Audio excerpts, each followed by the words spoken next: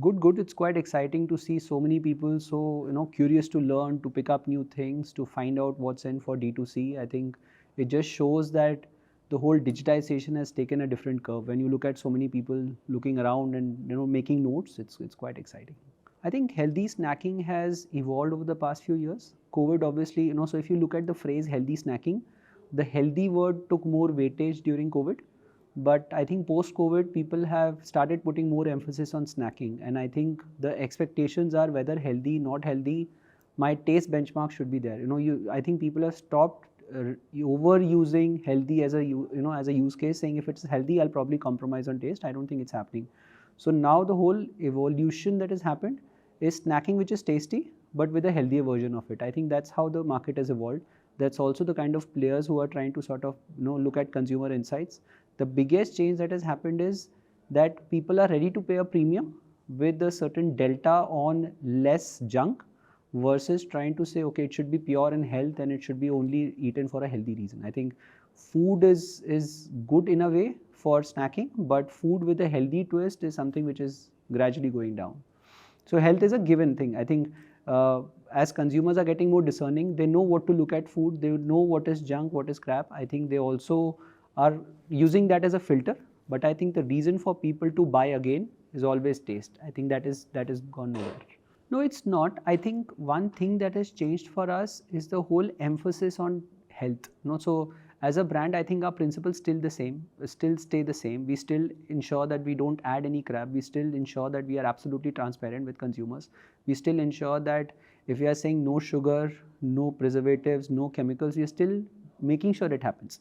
But the only thing we are reducing is not over talk about it, because today I think it's just become almost like a fashion statement. If somebody says no preservatives, no added sugar, you don't know who's right, who's wrong. So what we started saying is, fine, that's a given piece, but that can't be a reason for a consumer to pick us up and buy us. What we have started paying more emphasis is why should you pick up our brand? So True Elements, for instance, our biggest prerogative today and based on consumers that we've seen, they buy the brand because they feel fuller for longer. They have bought True Elements from choosing us over other brands, essentially because they feel that, okay, if I have it, let's say at 8 o'clock, 11 o'clock or 5 o'clock, because that's what the brand stands for, I'll stay fuller for longer. So that is the kind of communication we are doing versus trying to say we are a clean brand, we are a healthy brand.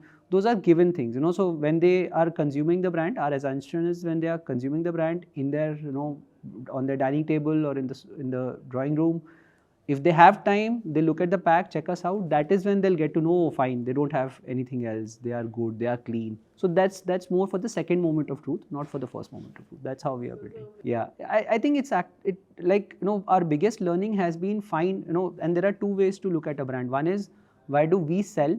Another is why do consumers buy? And they not necessarily be always the same, right? So we as a brand might continue thinking that, oh, we are a sustainable brand, we are a clean brand.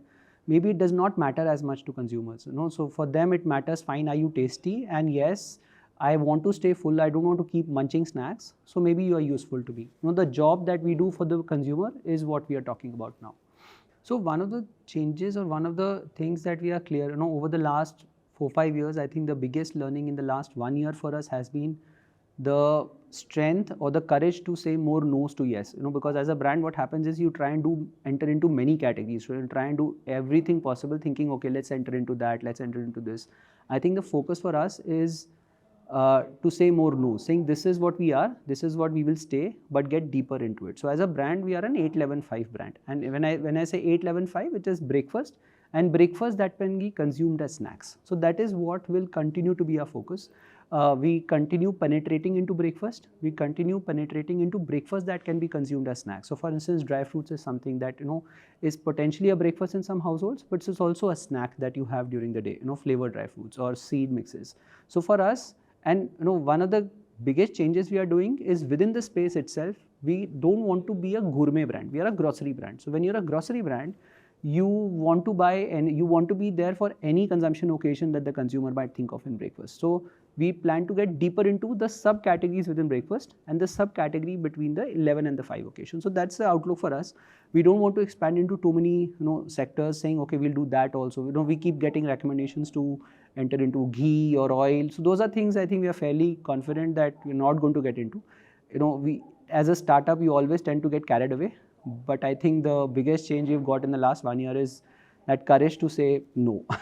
So I think that's what we are going to focus on. So I mean, incidentally, because we are also a subsidiary now of Marico, so exact numbers might not be able to divulge, but just for reference, we've grown almost 100% over last year. We also aim to be a 500 crore brand in the next couple of years. I think that's a goalpost for us. And 500 crores not by broadly adding into different categories, but by getting into deeper into the current categories that we have. So that's a goalpost for us, and hopefully we should be around it soon.